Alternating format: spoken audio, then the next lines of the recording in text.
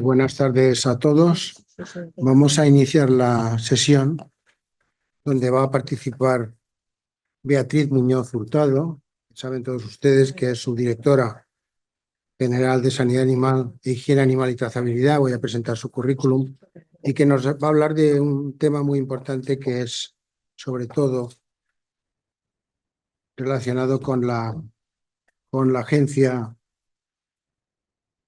la Organización Mundial de la Sanidad Animal, que se conoce como OMSA, que es la antigua Organización Internacional de Ofizotías. Pero antes de empezar, por motivos de protección de datos, comento que la conferenciante está de acuerdo que se grabe, pero quisiera también saber si si el público en general no le importa que se grabe la conferencia, habida cuenta que luego va a haber un debate y, lógicamente, este debate se va a tener en cuenta.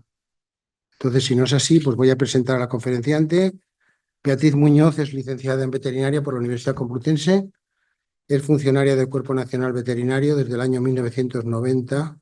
Trabajó como funcionario en los servicios periféricos del Ministerio de Sanidad y Consumo durante 4 años y como funcionaria del Ministerio de Administraciones Públicas en el área funcional de Sanidad de la Delegación del Gobierno de Madrid durante 10 años. Y desde el año 2004 trabaja en el Ministerio de Agricultura ha cambiado el nombre de la subdirección, ha cambiado a lo largo de los años, pero actualmente es Subdirección General de Sanidad, Higiene y Trazabilidad Animal. Asimismo, también hay que decir que es representante del Ministerio de Agricultura, Pesca y Alimentación en la Red Mediterránea de Sanidad Animal, conocido como REMESA, punto de contacto de la sanidad animal ante la Unión Europea, la FAO y la OMSA antigua, hoy. Desde julio del 2016, como subdirectora, pues es responsable del desarrollar líneas directrices de políticas en relación con la sanidad e higiene de las producciones agrarias, ejercer las funciones atribuidas al Ministerio de Agricultura, Pesca y Alimentación en materia de medicamentos y también en materia de productos sanitarios, competencias del Departamento en materia de los sistemas de trazabilidad que permiten el seguimiento de las producciones agrarias desde la explotación agraria hasta la comercialización, establecer la posición de España y representarla en asuntos de sanidad en las producciones agrarias que se traten en la Unión Europea y en los organismos internacionales y actuar como interlocutor entre dichas instancias internacionales, ¿no? También coopera con las comunidades autónomas y con las entidades más representativas del sector.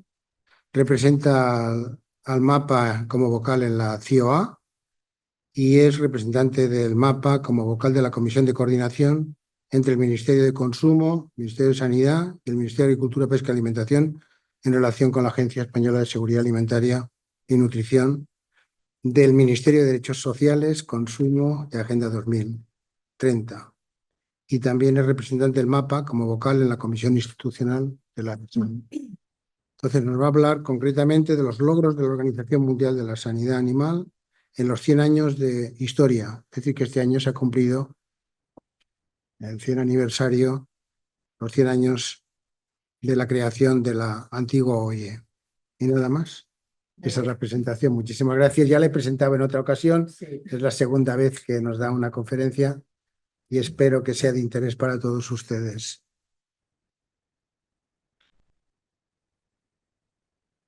Pues muchas gracias, Arturo, y buenas tardes a todos. Bueno, como ha dicho Arturo, es la segunda vez que participo dando una ponencia en esta Real Academia de Ciencias Veterinarias. Y en esta ocasión es un tema que, bueno, para los que somos veterinarios y para los que nos dedicamos a la sanidad animal, pues tenemos a la OIE, digamos, en nuestro corazón, ¿no? A mí me cuesta todavía llamarla ONSA. España fue uno de los países que votó en contra del cambio de nombre. En ese sentido fuimos muy beligerantes y muchas veces me oiréis hablar de OIE en vez de ONSA. Para empezar, bueno, vamos a hablar un poquito de la historia, de cómo fue la creación de la ONSA. Y luego pasaremos a hablar de la estructura y el mandato de la ONSA y de su labor técnica para ver cómo ha sido su evolución a lo largo de estos 100 años y una única diapositiva sobre conclusiones y reto.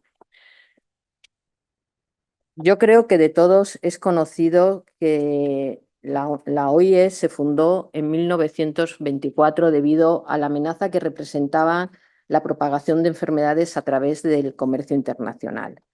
Fue un brote que se desató en Bélgica, el que, bueno, puso a todo el mundo, ¿no? Lo puso en primera fila y llevó a la creación, en un primer momento, de un sistema de información y notificación de enfermedades.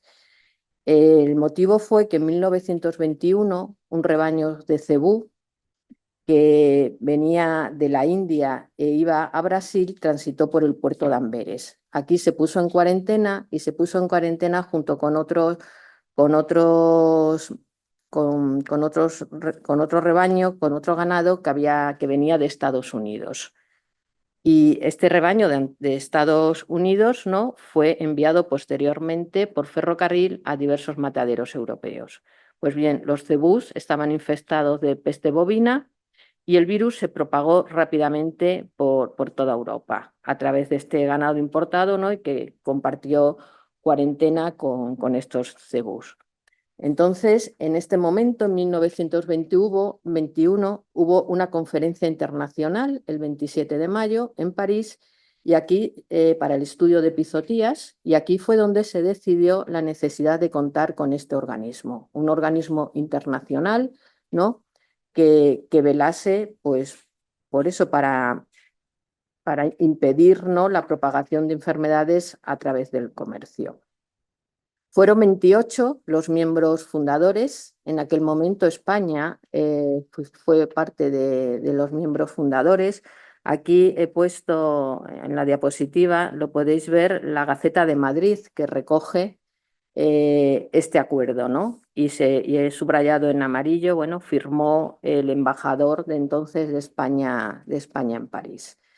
Como digo, fuimos 28 miembros, los fundadores, la mayor parte de ellos eran europeos, así estaban Bélgica, Bulgaria, Dinamarca, Francia, Portugal, Grecia, Polonia, la antigua Checoslovaquia, Países Bajos, Italia, pero también países como Argentina, como Brasil, como Egipto, como Guatemala, como Marruecos, México, Perú o Túnez. Y una de las cosas que tiene muy a gala, y por eso lo he puesto también en esta diapositiva, es que la creación de la Oficina Internacional de Epizotías es anterior a la creación de las Naciones Unidas. Eso es una de las cosas que la OIE siempre llega a gala, que ellos estaban antes que la FAO, siempre es una de las cosas que ellos, bueno, quieren siempre resaltar, y bueno, yo también la he querido poner. En un primer momento, como he dicho, la OIE tenía un único mandato, que era el frenar la propagación de enfermedades. Para ello, en el acuerdo crearon una sede con un director general. La sede estaba y está en París y aquí tenían, bueno, un pequeñito equipo. Las obligaciones que tenían era sobre todo recopilar y poner en conocimiento de los gobiernos los hechos y documentos de interés referente a enfermedades epizooticas.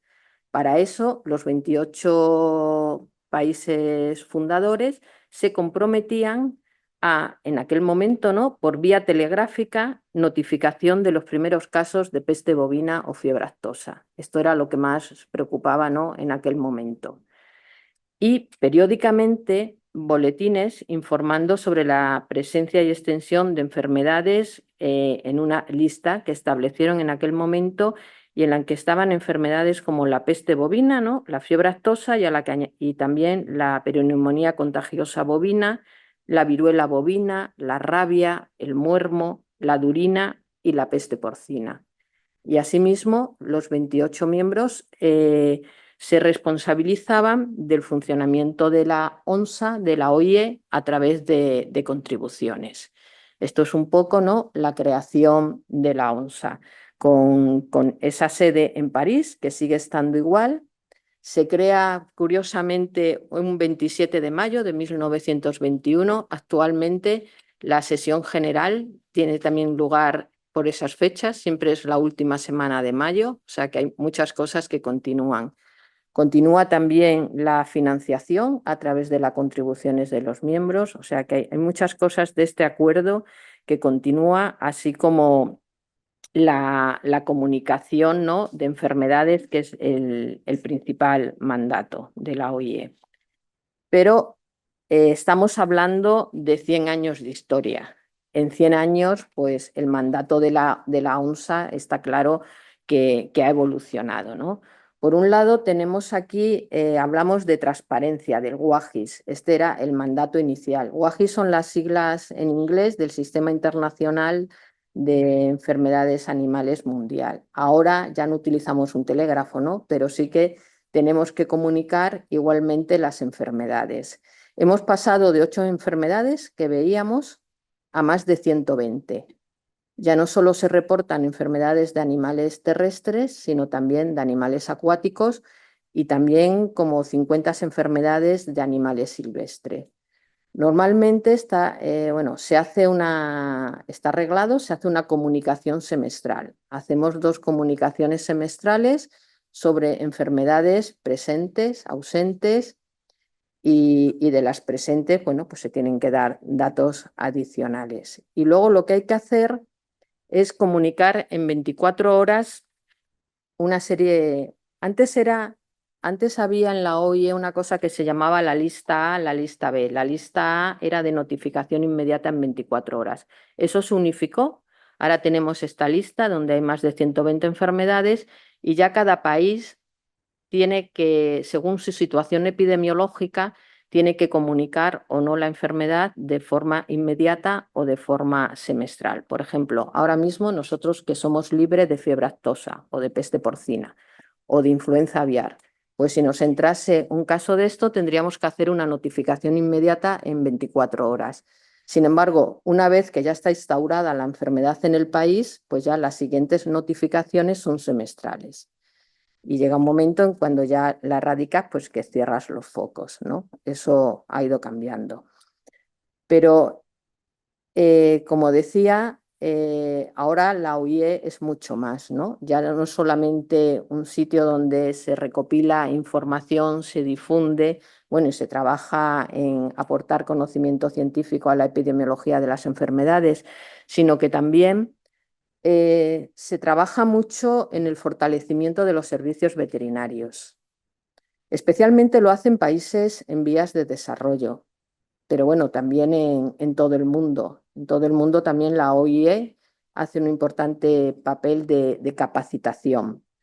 Trabaja en seguridad alimentaria, en resistencias antimicrobianas. Esto, pues, desde hace relativamente poco. En bienestar animal.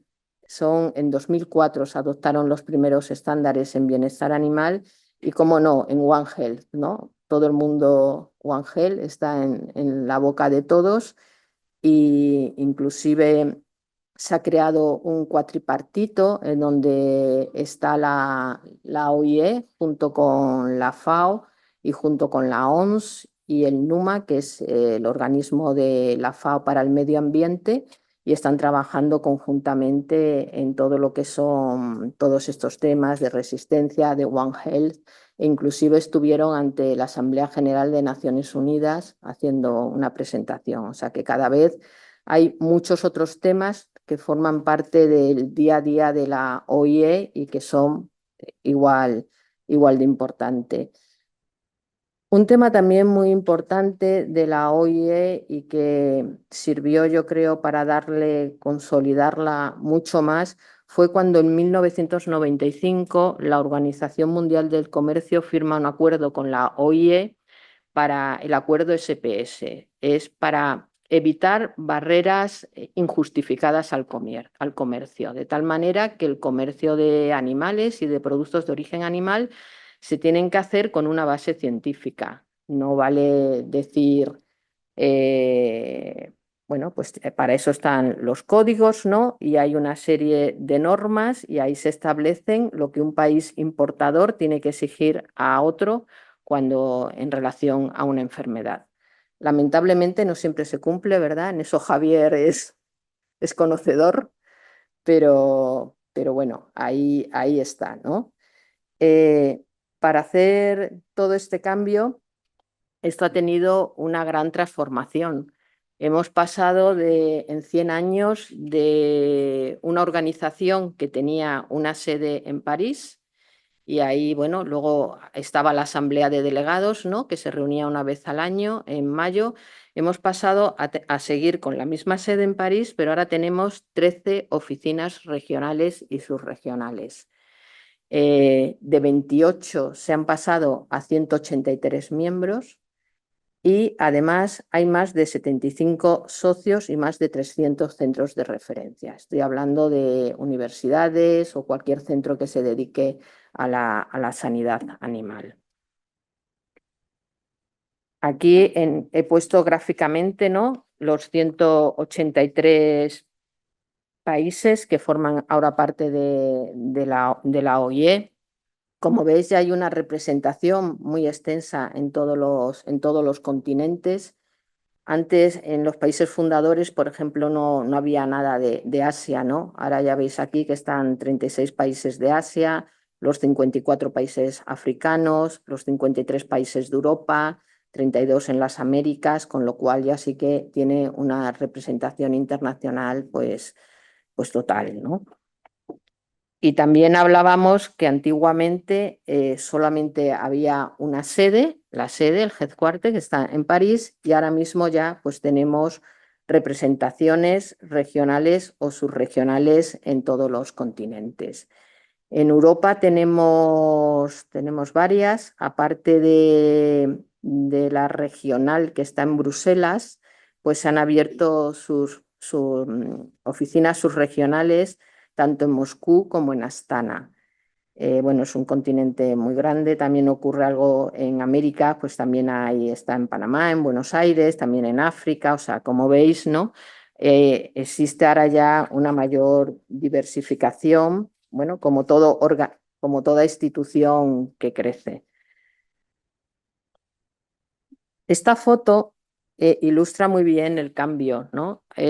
Aquí a la izquierda podéis ver cómo eran, pues al inicio, cómo era la asamblea, ¿no?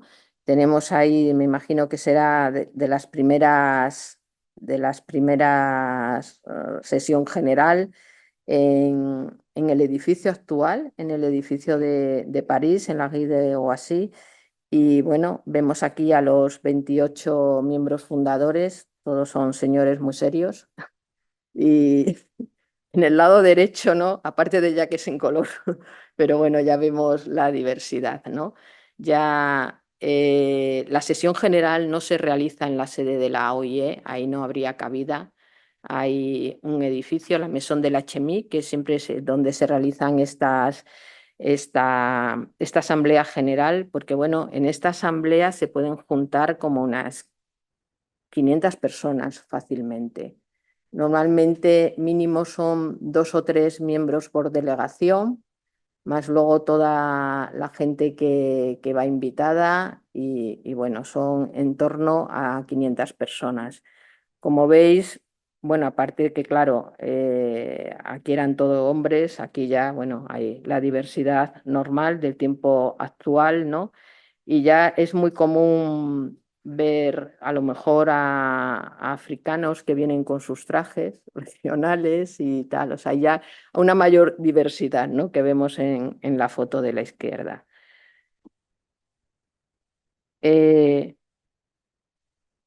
Al principio, como he dicho, estaba el director general en la sede y la Asamblea Mundial de Delegados. A partir de aquí, para este crecimiento, esta evolución que ha tenido la OIE, pues ha ido aumentando su organización. Ahora mismo hay un consejo que depende de la directora general, hay comisiones regionales, hay comisiones especializadas, grupos ad hoc, hay centro colaboradores y representaciones regionales y subregionales. El órgano supremo de decisión en la OIE sigue siendo la Asamblea Mundial de Delegados. Son los delegados de los países los que tienen el poder y además es muy democrático. Aquí cada país tiene un voto, cuenta por igual. No es como, por ejemplo, en la Comisión Europea, en donde dependiendo del número de habitantes está ponderado, no cuenta lo mismo el voto de Luxemburgo, por poner un ejemplo, que el voto de España. Me parece que es 41 o algo así, o sea, bastante. Sin embargo, aquí cuenta igual el voto de Eritrea, por poner un ejemplo, que el voto de Estados Unidos. O sea, a la hora de adoptar una resolución.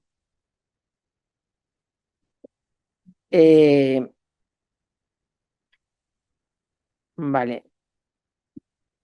Como he dicho, tenemos las comisiones regionales.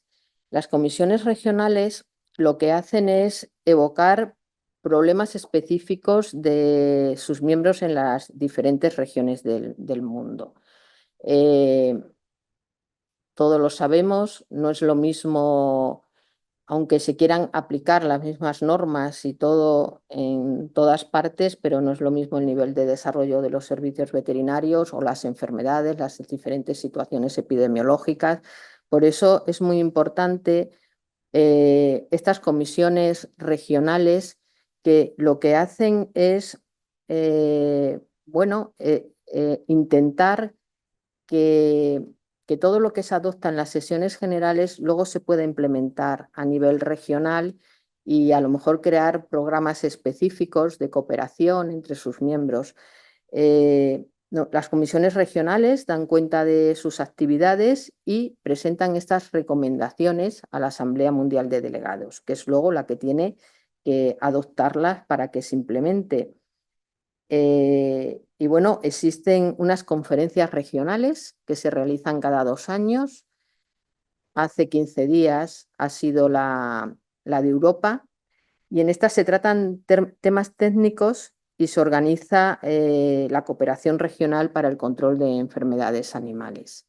Creo que normalmente, bueno, casi segura, las conferencias regionales más o menos tienen lugar a la vez en casi todos los continentes. Además de estas comisiones regionales, existen una serie de comisiones técnicas especializadas. En la OIE existen 4 comisiones. Existe una de normas sanitarias para los animales acuáticos, otra comisión de normas biológicas, una que es la Comisión Científica para las Enfermedades Animales, que aquí además tenemos un español como jefe de esta comisión, y una comisión de norma sanitaria para los animales terrestres. ¿Qué hacen estas comisiones? Bueno, estas desempeñan sobre todo un papel clave en el desarrollo y en la revisión de las normas. Colaboran con la Red Científica Internacional. Son los responsables del reconocimiento oficial de estatus sanitarios. La OIE reconoce el estatus sanitario, creo que son para 5 enfermedades solamente: para la peste porcina clásica, para la fiebre aftosa, para la pneumonía contagiosa bovina, para encefalopatía esporquiforme bovina y para la peste bovina, creo. Y bueno, ellos son los responsables de analizar cuando un país presenta que le reconozcan este estatus, ¿no?, de reconocer todo esto. Y además brindan asesoramiento sobre epidemiología, prevención y control de enfermedades. Normalmente cuando ocurre cualquier cosa extraña, bueno, o no extraña, o por ejemplo el COVID, pues sacaron guías directrices para los servicios veterinarios de cómo había que enfrentar esta enfermedad en los animales de compañía, o estudios sobre diferentes vacunas o sobre el uso de la vacunación para combatir enfermedades, todo esto. El trabajo de estas comisiones técnicas especializadas se plasma luego en los códigos. Tenemos el Código Terrestre, que se publicó por primera vez en 1968, y es donde se establecen las normas para la prevención, la detección precoz, la notificación y el control de los agentes patógenos en los animales terrestres. Por otro lado está el Manual Terrestre. Se publicó por primera vez en 1989 Y aquí es donde están recogidos el diagnóstico laboratorial y la producción y control de vacunas. Todos los diagnósticos oficial, cuando un país, para que sea reconocido tu prueba diagnóstica, ¿no? Pues está todo recogido en este manual, cuáles son las pruebas que están validadas y que están reconocidas. Y asimismo, en 1995 existe también un código y un manual para acuáticos. Los códigos estos son el trabajo exhaustivo de estas comisiones técnicas y grupos especializados, siempre en base al rigor científico. Esto es muy importante. Siempre todo tiene que tener una base científica y también un consenso entre los miembros. Se actualizan periódicamente y se aprueban en la Asamblea General. A nivel práctico, como digo, estas comisiones, bueno, pues están formadas por una serie de personas que trabajan de manera desinteresada. O sea, tú si formas parte de estas comisiones no cobras un sueldo. Son normalmente gente son reputadas y que son reconocidas, ¿no? por su bagaje y se brindan a trabajar para la OIE. Normalmente son 15 días en septiembre y 15 días en febrero, de forma presencial en París. Y luego el resto del tiempo, bueno, pues preparando documentos ya por vía a través del correo electrónico. Normalmente si algún técnico, una persona nuestra es elegida para trabajar en una de estas comisiones, el Estado miembro tiene que garantizar que a esa persona se le va a dispensar de trabajo, ¿no? De su trabajo diario para poder realizar esta labor.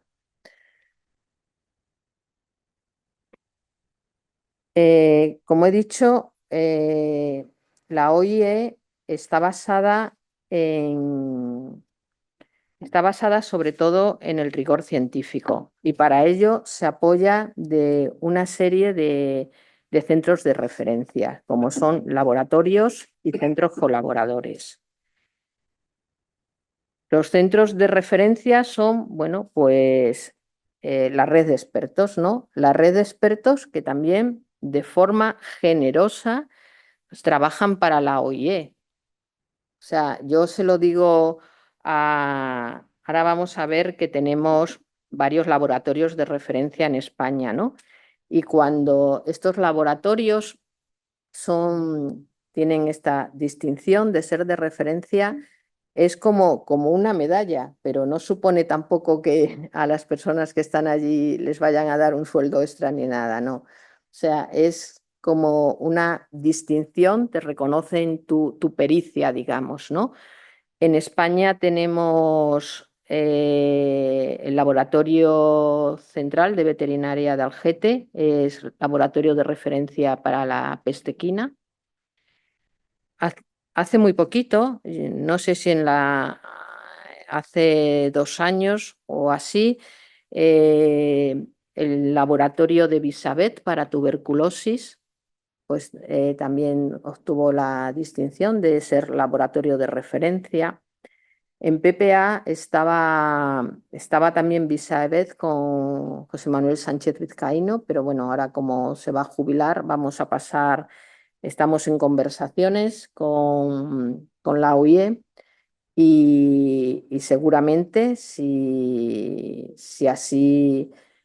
una vez que revisen los expedientes lo consideran oportuno, será Cisa Valdeolmos el que coja esta referencia. Siempre hay que nombrar también a una persona clave, que en este caso vamos a nombrar a Carmina Gallardo y bueno, tenemos que presentar su currículum vitae, en donde demostremos que tiene esa pericia y además también tenemos que demostrar, ¿no?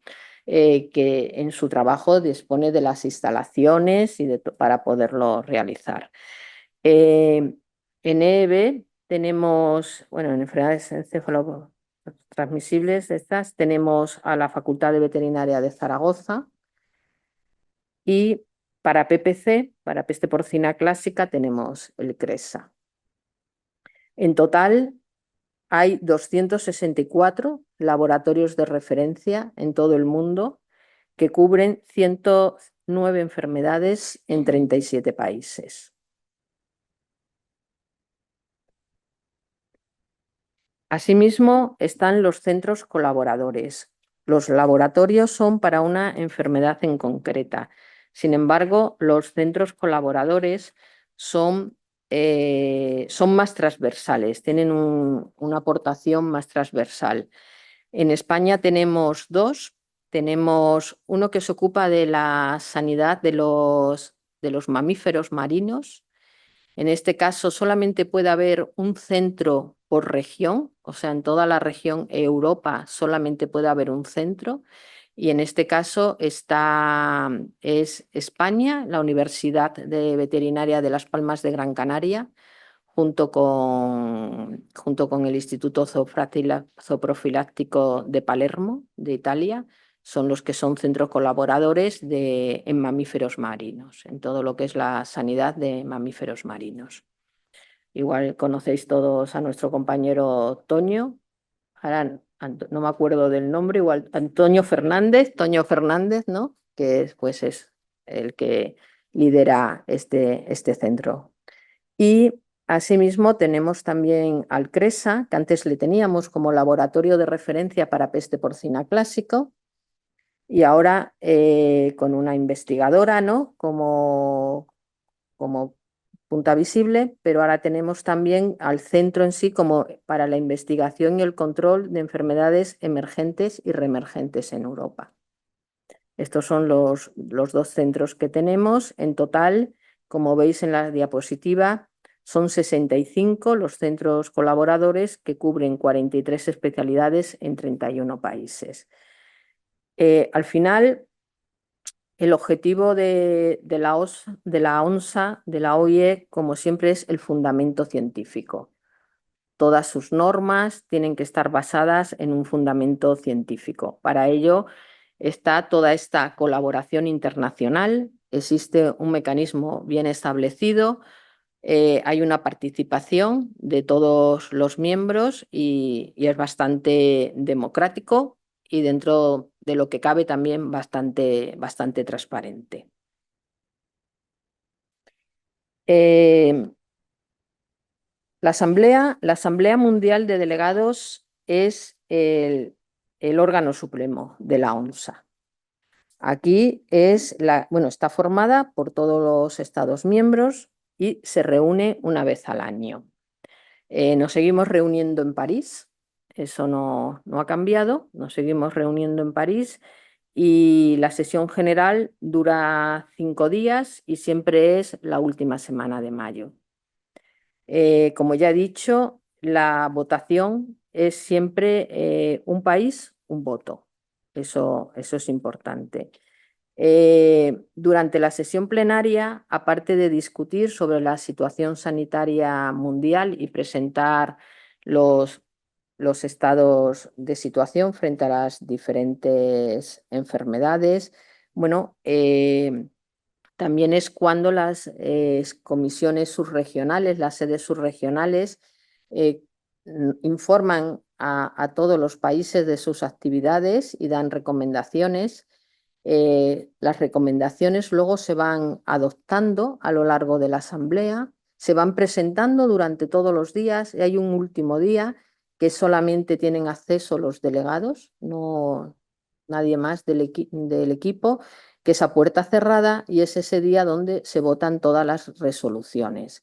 Resoluciones que pueden ser desde administrativas para aumentar la contribución financiera de las cuotas o pueden ser técnicas como reconocer el estatus de un país frente a una enfermedad o puede ser bueno, de todo tipo, ¿no? Es muy variado. Y bueno, esto es, como digo, es lo más importante. Normalmente durante esta semana en París, bueno, se aprovecha también, hay muchas reuniones bilaterales, es un momento de encuentro en lo que estamos todos los países, con lo cual para los servicios veterinarios y para un país como España, que es exportador, pues es muy importante para, bueno, establecer contactos con nuestros colegas, nuestros socios comerciales e inclusive aprovechar para intentar desbloquear expedientes que a lo mejor están atascados. Es un momento en el que estamos todos allí y bueno, lo aprovechan todos los países. De hecho, este edificio donde nos reunimos tiene un montón de salas que la OIE las alquila, las pone a disposición de los países para precisamente estas reuniones bilaterales. También durante la asamblea lo más importante que hacemos es la actualización de los códigos. Para esto estamos trabajando durante todo el año. Yo tengo aquí en Madrid conmigo trabajando bueno, un equipo. Al final es prácticamente toda la subdirección porque depende del código que se vaya a revisar. No todos los años se revisan todos los capítulos del código, ¿no? Sino que se establecen una serie de prioridades y se revisan a lo mejor 10, 15 capítulos. Hubo un año muy importante que se revisó el capítulo de influenza aviar. Bueno, pues ahí tenía a mis técnicos especialistas en influenza aviar, pues revisando ese capítulo. O si es de acuicultura, pues a los que lleven la acuicultura. Al final, nosotros además trabajamos en conjunto con la Unión Europea. Hacemos una revisión, cada país por su lado, pero luego todos los comentarios se juntan en una reunión en la Unión Europea y normalmente, vamos, siempre es así, Europa va como un bloque. Europa en esta asamblea de delegados normalmente coge la palabra una persona en nombre de los 27. Normalmente dice, por ejemplo, soy España, pero mi voto representa a los 27 Estados miembros de la Unión Europea. Y esto también lo hacen el resto de los países. Hay veces que en la Asamblea votamos en nombre de 27 cuando somos, y otras veces si conseguimos el acuerdo a través de las comisiones regionales o a través bueno, de reuniones, pues lo hacemos en nombre de los 53 países de Europa. Pero bueno, eso no siempre ocurre, ¿no? No es fácil muchas veces encontrar esos acuerdos, pero sí que trabajamos en nombre de los 27. Y bueno, ya para terminar, he puesto aquí una pequeña diapositiva sobre conclusiones. Conclusiones, bueno, lo primero que he puesto es que si ha durado 100 años, por algo será, ¿no? Entonces, considero que si una organización como la OIE no hubiese tenido el suficiente interés, pues no hubiese durado 100 años, ¿no? Entonces, yo creo que eso, como conclusión, para mí es la fundamental.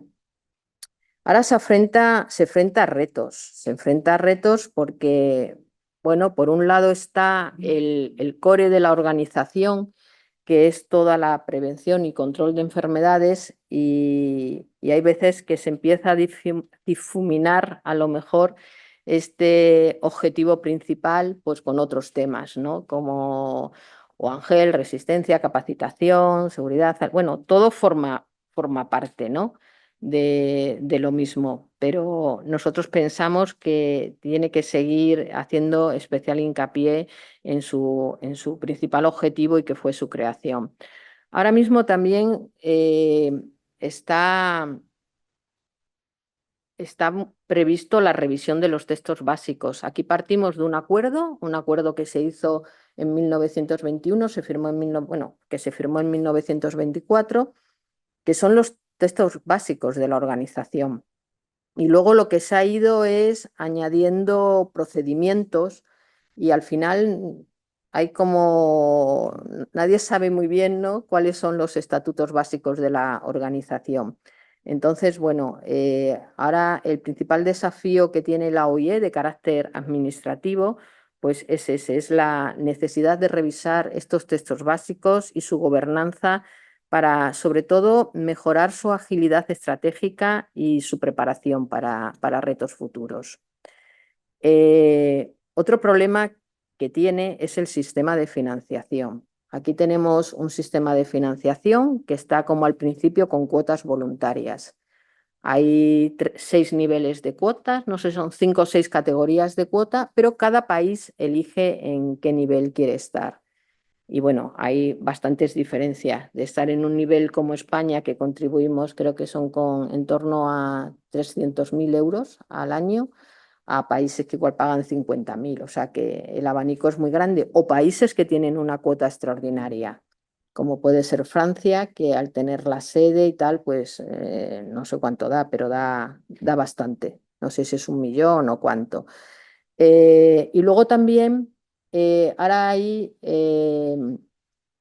como la cuota estatutaria, que es la de por formar parte, y luego hay unas cuotas voluntarias. Y aquí sí que somos menos países. España sí que tiene una cuota voluntaria en la que los países voluntariamente, aparte del dinero que ponen para el funcionamiento de las diferentes sedes y del personal que hay allí en la OIE, ¿no?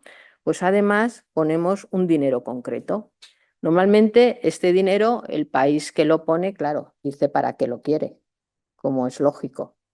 Entonces, por ejemplo, España durante tiempo tuvo una persona en Túnez trabajando en la oficina regional de Túnez. Nosotros tenemos muchas relaciones comerciales con el norte de África. Entonces, para nosotros era muy importante tener a esta persona allí durante ese tiempo. En la sede también hemos tenido gente. Durante años tuvimos a una persona que ahora es el jefe de la división científica. Ahora ya es personal de la OIE, ya no está pagada con fondos españoles, pero durante mucho tiempo sí que ha estado con fondos españoles. Luego hemos pagado con esta contribución, hemos pagado también a una persona para poner en marcha un nuevo instrumento que ha creado la OIE, que es el observatorio. El problema que tenemos también con la OIE es que sus normas no son vinculantes. Sí que hay un compromiso de que una vez que se adoptan en la Asamblea de Delegados, se adoptan los diferentes capítulos, como que los países miembros lo tienen que adaptar a su legislación nacional. Y de hecho la Unión Europea cada vez ha hecho estos últimos años una gran transformación de todo su paquete legislativo y con el espíritu además de ir convergiendo cada vez más con la OIE, pero no siempre es así, ¿no? Entonces nosotros hemos pagado con fondos españoles, se ha creado este observatorio, que es una parte de la OIE que se dedica como a hacer un seguimiento de cómo se aplica la normativa de la OIE en los diferentes países, sobre todo con el objetivo de ver ¿por qué no se aplica? Si es por falta de capacidades veterinarias, porque igual no hay laboratorios, o porque a lo mejor para una enfermedad dice hay que hacer tal vigilancia, pero es que ese país no tiene los medios, o es por tema de falta de capacidad de formación, o porque no se entiende bien las normas, que cada país lo interpreta de una forma y hace unos informes, ¿no? Eso lo sufrimos bastante. Para poner un ejemplo, España es libre de influenza aviar desde febrero de 2023 y yo no sé si China nos ha abierto todavía, lo ha reconocido.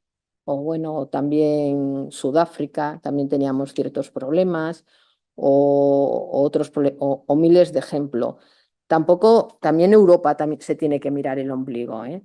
O sea, también nosotros ponemos muchas veces ciertas dificultades sin razón. O sea, que yo estoy hablando de lo que a mí me toca, pero soy consciente que también Europa, por ejemplo, con el tema de los caballos que viene de África, de Marruecos, libre de peste equina, y les estamos obligando a hacer una serie de pruebas que no deberíamos. Eso es una traba al comercio. Ya está totalmente reconocido que Marruecos es libre de peste equina, sin embargo, en la Unión Europea pues se le obliga a hacer una serie de pruebas a los caballos cuando vienen. O sea que tampoco quiero decir que Europa sea el mejor. Estamos en un momento, el momento del centenario ha coincidido con la renovación de todas las comisiones, con lo cual ha sido una asamblea muy importante y además ha coincidido con la renovación de la directora general. A la directora general le quedaban todavía 2 años de periodo, pero por cuestiones personales decidió retirarse y ha habido elecciones. Y bueno, por primera vez ha sido toda una sacudida porque por primera vez se ha puesto en duda que tuviese que ser un francés. Aquí desde el inicio, desde 1921, todos los directores generales que ha habido en la OIE, en la ONSA, han sido franceses y son franceses, ¿no? Y parecía que era una cosa que era como hecha, ¿no? Que tenía que ser un francés. Y bueno, esto se ha puesto en duda. Por primera vez ha habido las Américas, presentaron un candidato, Luis Barcos, muy amigo de los servicios veterinarios españoles también. Y bueno, y hubo sus más y sus menos. No estaba claro quién iba a ser el ganador. Finalmente ganó con una diferencia, no sé si de 34 votos o así, la candidatura francesa, ¿no? Pero bueno, por primera vez se ha abierto ahí la, la duda, ¿no? O no la duda de que no tiene por qué ser un francés. Y yo creo que a lo mejor en los años próximos nos llevamos sorpresa y a lo mejor el próximo candidato no es francés. Eh, Siendo autocrítica, eh, yo creo que a lo mejor la ONSA, la OIE, tiene una visión demasiado europeísta de los problemas. A mí me sorprende muchas veces que empezamos a tratar temas de resistencias antimicrobianas o de cosas cuando hay muchos países que lo que no tienen son ni antibióticos. Entonces, yo creo que ponemos el listón siempre con la mente europea. Y entonces igual, yo creo que la directora general actual, que es la antigua CVO francesa, siempre es así, el CVO pasa luego a ser director general, yo creo que ha tomado nota de todo esto y va a hacer profundos cambios y lo va a tener en cuenta.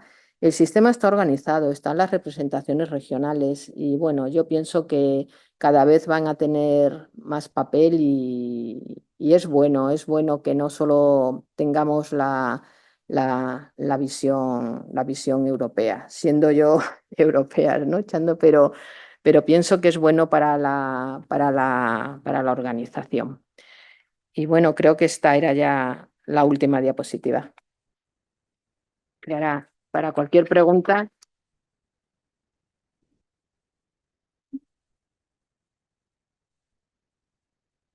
Muchísimas gracias por la conferencia. Te agradezco sobre todo con la transparencia que has presentado. Es demasiada. No, la transparencia con la cual has presentado la OIE, donde se ve efectivamente pues, que la OIE tiene que hacer un esfuerzo importante si se quiere igualar con la FAO o con la OMS o con el MENUPA o con el PENUMA.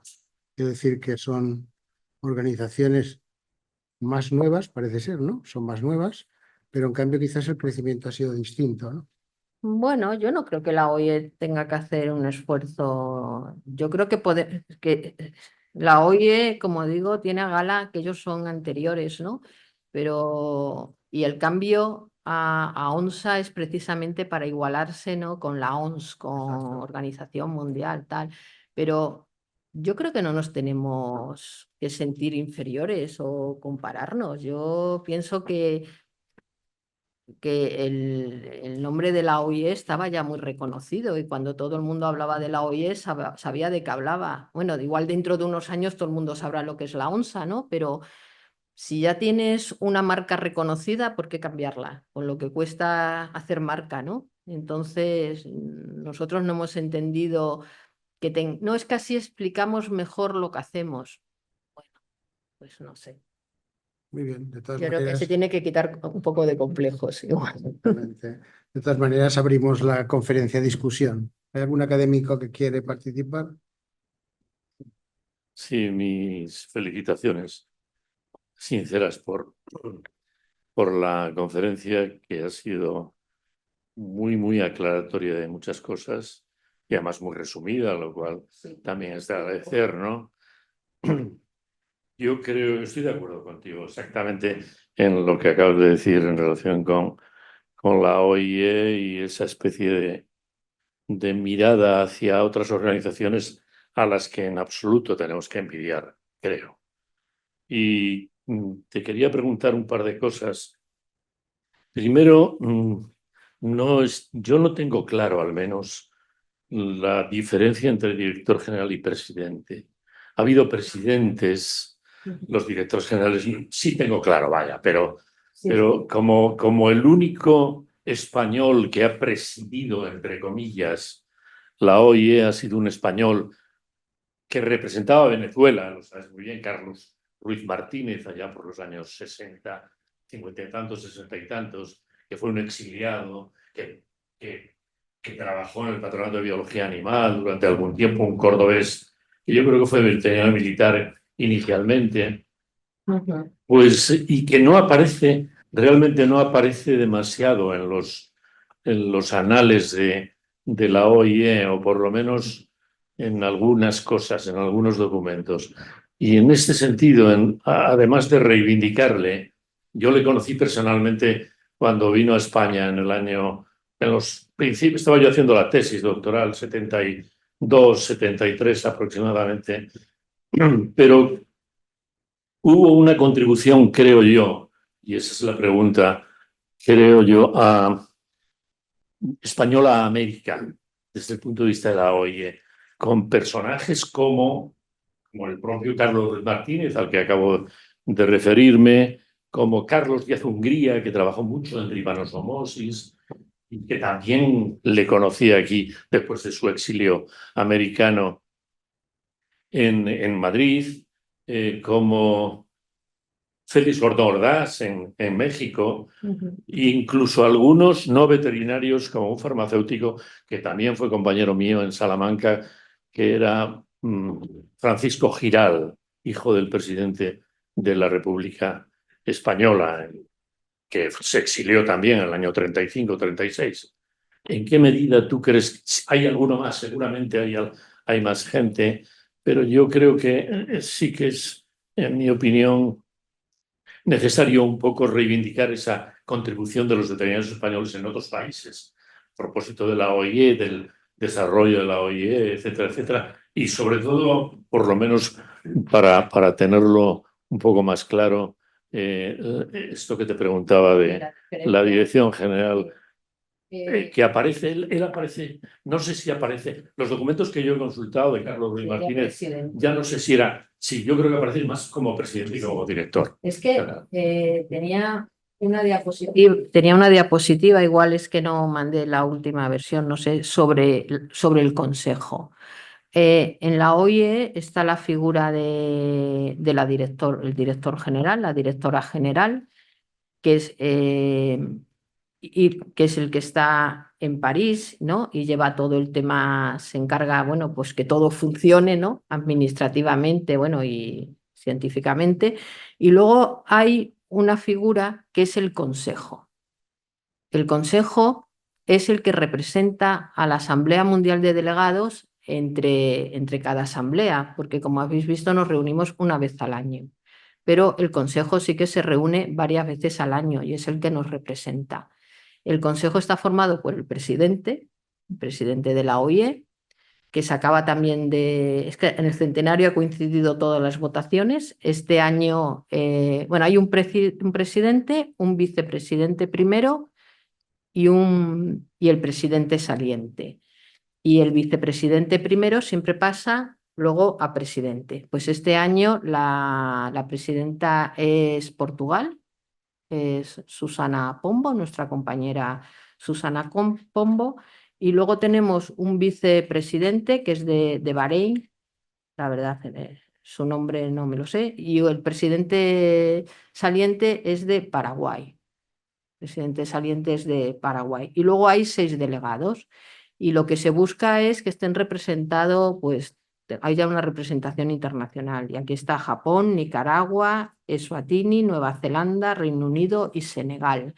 Entonces, esto es el Consejo, que es el que se reúne entre las asambleas con la directora general. Examina los expedientes técnicos y también los administrativos. También se ocupa de temas presupuestarios y bueno, el presidente tiene un importante papel. De hecho, en la sesión general es el que preside todas las sesiones, todos los días y tiene un papel muy destacado, sí. Porque la directora general, claro, es un papel súper importante, pero es también muy administrativo, no sé, pero sí. Y hay presidentes españoles, yo no sé si lo que tú has dicho, pero yo creo que ninguno más, ¿no? Encima, pues es que además yo tengo alguna foto de alguna asamblea Ujú. y aparece Carlos Ruiz Martínez sin su nombre, pero un letrero que pone debajo Venezuela, porque fue donde estuvo. Yo creo que era representante de Venezuela, pero al fin y al cabo era español, era de Ujú. Córdoba, estuvo muchos años aquí trabajando hasta que se exilió. Y bueno, él seguramente también contribuyó de alguna manera. Pues, Seguramente. gracias por... No, y ahora tenemos, para nosotros es muy importante que haya españoles dentro de la OIE y aparte de en la comisión científica que preside un español, también todo el departamento que lleva el tema de resistencias antimicrobianas también es un español y luego también hay más españoles que están en diferentes puestos. Luego ya cada país tiene diferente, ¿cómo se dice?, enfoque a la hora de enviar gente a la sede central, a París. Normalmente muchos países envían a gente joven para que se forme en París, que esté unos años trabajando para la organización y a la vez formándose para que cuando luego regresen a sus países, bueno, pues ayuden a conocer todo esto. Nosotros en España tenemos un enfoque. Preferimos enviar a gente ya formada y que pueda aportar y que nos pueda aportar a nosotros también. Muy bien. Doctor Ordóñez. Muchas gracias por su conferencia. Soy ajeno a esta organización, pero me ha interesado su conferencia. Yo, la cantidad de países que hay implicados en esta organización, con tantas culturas diferentes, con tantas políticas, ¿cómo es posible coordinar los intereses políticos, los comerciales, los culturales y los sanitarios? ¿Es difícil o ya van a las reuniones filtrados por delegados? Bueno, claro, es muy difícil. Es muy difícil y muchas veces los debates son muy duros. Normalmente los capítulos, cuando se revisan, como mínimo pasan 2 ciclos. O sea, se están como mínimo 2 años revisando los capítulos. Y como no se llegan a acuerdos, muchas veces se cambian mínimas cosas. Y bueno, es como todo, hay que ceder, ¿no? A lo mejor Europa al principio, bueno, pues dice, pues yo no estoy a favor de la modificación de este capítulo porque no creo que lo que tenga que ser, pero a lo mejor lo pones en una balanza y dices, vale, pero este es un poquito mejor que el que teníamos, ¿no? Entonces, aunque no nos satisfaga, pero bueno, pues vamos a votarlo porque mejora el existente. Que nosotros queremos llegar aquí, bien, pero otros países pues se quedan aquí. Muchas veces, como tú dices, hay muchas presiones políticas, claro que sí. Es lo que yo quería Esto, decir. Presión política y comercial, intereses hombre, económicos. eso se nota sobre todo a nivel de nosotros como país exportador, pues lo sufrimos mucho, ya lo he dicho, somos libres de influenza aviar, pero no te lo reconocen desde el momento cero. Hay muchos países que sí, claro está, Estados Unidos o muchos países, Japón, por ejemplo, o bueno, sí, muchos países te lo reconocen. Hay otros que ya sabemos que da igual lo que diga la OIE, pues China, pues no te va o sea, pues no. Sí, luego, bueno, hay cada vez más, hay discusiones cada vez más fuertes en París y este año Y sobre todo el año pasado tuvimos una discusión muy fuerte con el capítulo de fiebre aftosa, por ejemplo, en donde nuestros compañeros de América del Sur pues no estaban muy contentos con... Este año se arregló, pero el año pasado no estaban muy contentos pues con la decisión que se estaba votando en la Asamblea.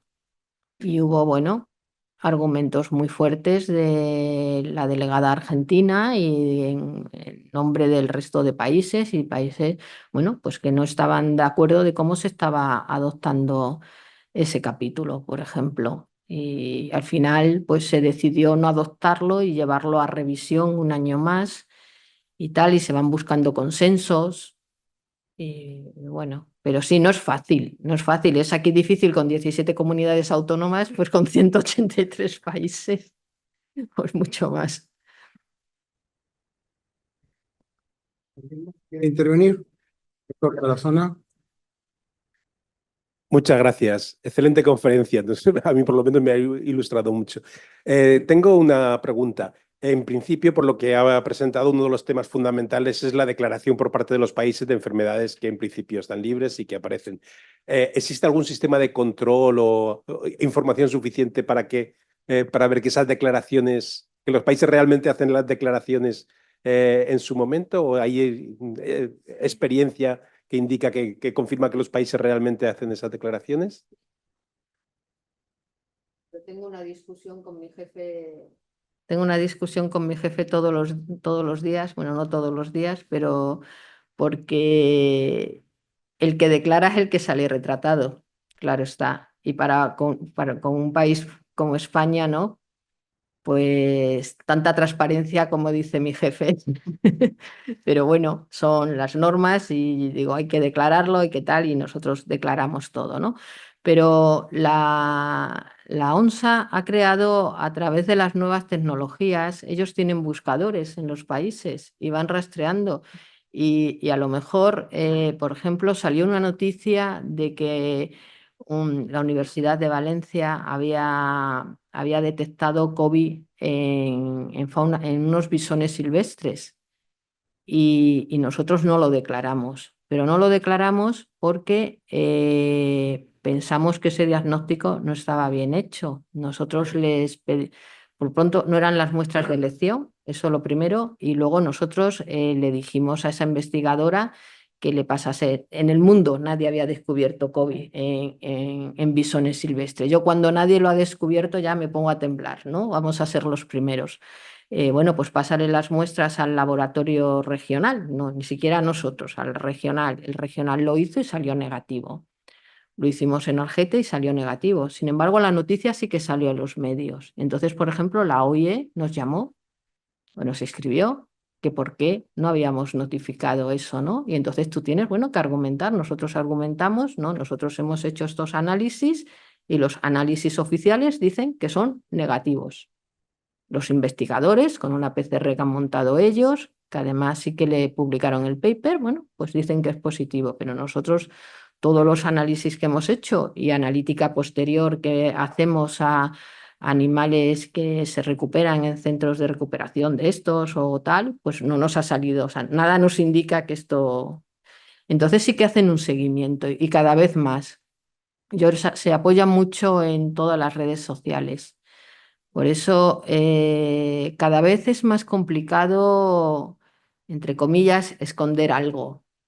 Yo puedo esconder una cosa, pero es que al final me va a salir una foto publicada de 20 jabalíes muertos. O si yo quiero esconder la PPA, por ejemplo, es que sería incapaz porque, bueno, puedes esconder un caso de una explotación, puedes decir, no, ha sido PIRF, ha sido lo que sea, pero llega un momento y con la repercusión que ahora tiene todo, es que va a pasar uno en bicicleta y le va a hacer una foto con el móvil a 4 jabalíes muertos, va a subir, o sea que ahora mismo la verdad que es muy difícil, o sea que la OIE ahora lo tiene más fácil, es más difícil esconder las enfermedades, la verdad.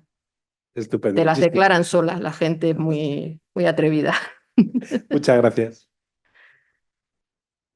Aparicio, por favor. Sí, buenas tardes. Felicitaciones por la excelente conferencia. Necesariamente breve y quería hacer un pequeño comentario, un reconocimiento de que la seriedad con la que tomó la OIE los asuntos relacionados con el bienestar animal han permitido que se haya desarrollado en muchas partes del mundo, no solamente en Europa, que era donde se ha legislado amplia y profusamente y rigurosamente, pero al adoptar la OIE, las medidas, concretamente pues el capítulo 11 y todas las iniciativas que se han seguido desde el año 2004, pues ha habido un gran desarrollo y sobre todo que como son normas técnicas, muchos países que no tienen legislación específica sobre esa materia se han visto obligados a adoptarlo. Con lo cual, pues hay un reconocimiento importante en ese aspecto. Y eso es muy importante, porque como os he dicho antes, existe como un compromiso de que lo que se aprueba en la OIE luego tiene que pasar como a la legislación nacional. España, por ejemplo, dentro de la participación financiera, financia la Plataforma Europea de Bienestar Animal. España es un donante y muchas de las actividades que hace la OIE en Europa en relación a bienestar animal está financiada con fondos españoles, por ejemplo. Muy bien, pues entonces vamos a clausurar la sesión, ¿eh? Yo también me uno a la felicitación, creo que ha sido una presentación muy bien estructurada, que se ha hablado de la historia de la OIE y también la evolución que ha tenido a lo largo de los años. Y quiero decir que efectivamente ha sido un reconocimiento por parte de esta academia a la OIE. No he visto a lo largo de este año muchos reconocimientos a la OIE. Consideramos que la academia tenía que dedicar al menos una sesión al centenario de la OIE, porque es un organismo que está implicado o imbricado en la profesión veterinaria, en la cual pues hemos dedicado muchísimo esfuerzo. Me ha gustado sobre todo pues la transparencia con la que has hablado, lo cual se agradece mucho. Y bueno, ya he aprendido muchas cosas, pero también hay que decir pues que yo entro con mucha frecuencia en la web de la OIE y he visto una evolución muy grande, donde efectivamente tú puedes descargar documentos que tienen mucha base científica, que si lo comparamos con años atrás, creo que no tiene nada que ver, ¿no? Y bueno, yo quisiera, igual que te he dicho al principio, pues efectivamente, pues que no es que tenga que igualarse con las otras organizaciones, pero tú lo has dicho, tiene una visión un poco europeísta que tiene que cambiar, con lo cual, pues yo creo que el trabajar de forma transversal, como están trabajando actualmente las 4 organizaciones internacionales, yo creo que va a dar todavía mucho más prestigio a la OIE, ¿no? No es lo mismo trabajar de forma aislada que trabajar de forma conjunta con 3 organismos de mucho peso, ¿no? Como es el PENUMA, como es la FAO y la OMS, que no quiere decir que tengan más antigüedad, pero que realmente, pues efectivamente, las circunstancias han dado a que sean organismos que tengan una gran proyección internacional, ¿no? Lo que pasa que al mismo nivel. Sí, O sea, no nos tenemos que efectivamente. sentir No, inferiores, yo eso no he es hablado importante. yo no he hablado de inferioridad, yo he hablado de que efectivamente por lo que se ve, los documentos que se producen y tal son prácticamente iguales a los que producen las otras organizaciones internacionales, ¿no? Y efectivamente, pues se ve claramente por las oficinas regionales, todo el tema de los representantes regionales y subregionales, la forma asamblearia también, que también tiene la Organización Mundial de la Salud, las comisiones, las normas y directrices, que también las tienen, etcétera. Y luego yo creo que tenemos 2 códigos muy importantes, ¿no? El código terrestre y el código acuático, que realmente pues está muy actualizado y que merece la pena. Y luego quizás has pasado por encima el tema de los servicios veterinarios, pero a mí me parece que es un tema muy importante porque no todos los servicios veterinarios son iguales en el mundo, ¿no?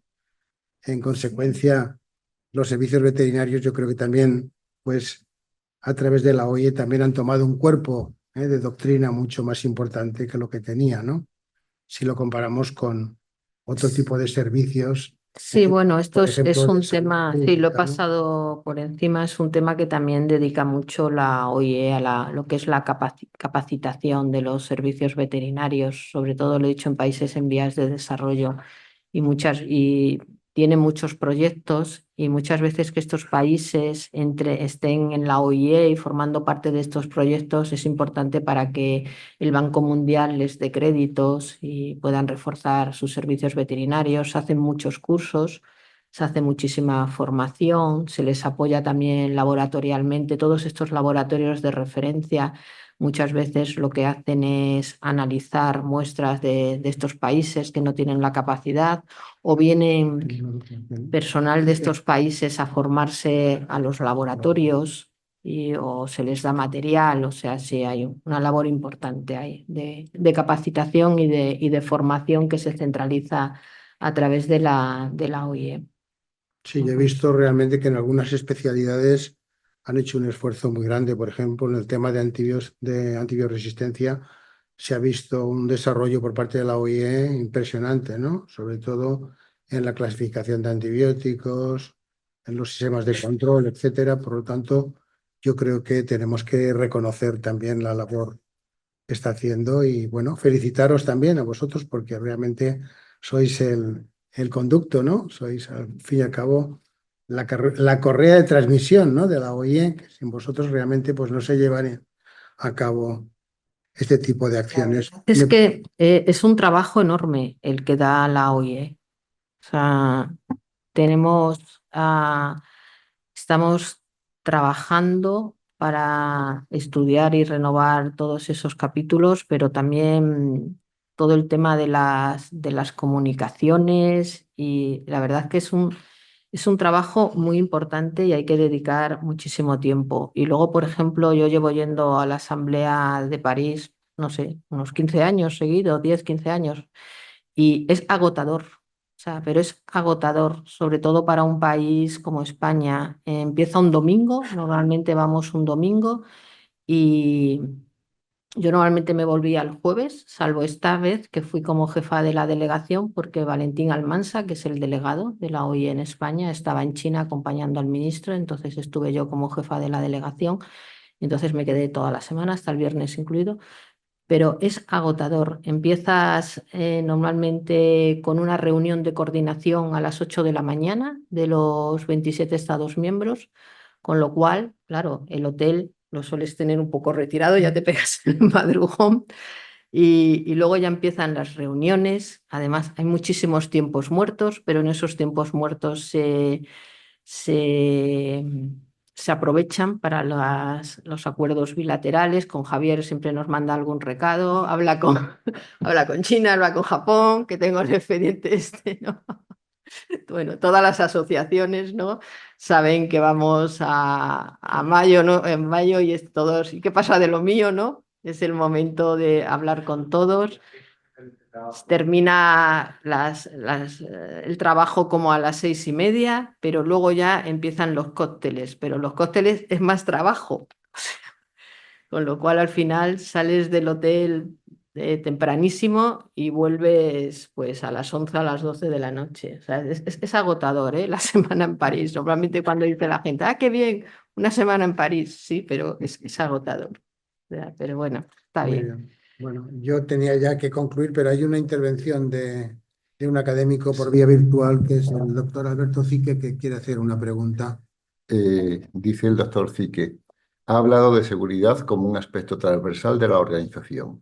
A este respecto, ¿considera que la ONSA debe tener un papel principal en la prevención del agroterrorismo?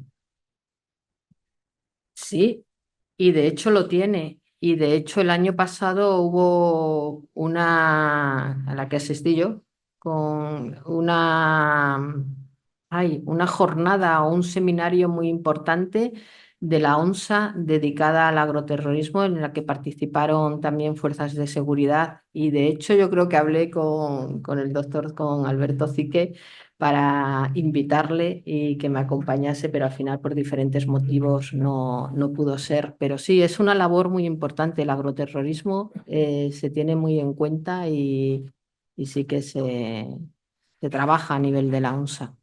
Gracias. Muy bien, pues nada más, vamos a concluir la sesión y te voy a entregar pues un diploma de reconocimiento. Muchas gracias. Que dice pues que la Real Academia de Ciencias Veterinarias de España reconoce pues a la ilustrísima señora doña Beatriz Muñoz Hurtado por su intervención el día de hoy, Muchas gracias. firmado por el secretario general y el presidente. Enhorabuena. Gracias.